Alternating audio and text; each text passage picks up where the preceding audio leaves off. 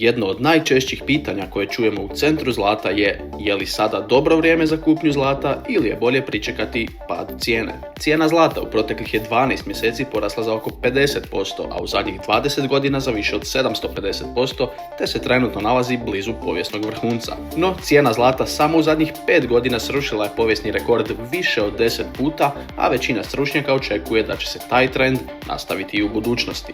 Zlato se smatra sigurnim utočištem za kapital u nesigurnim vremenima, tako da mu cijena u pravilu raste u razdobljima visoke inflacije, ekonomskih kriza i geopolitičkih napetosti.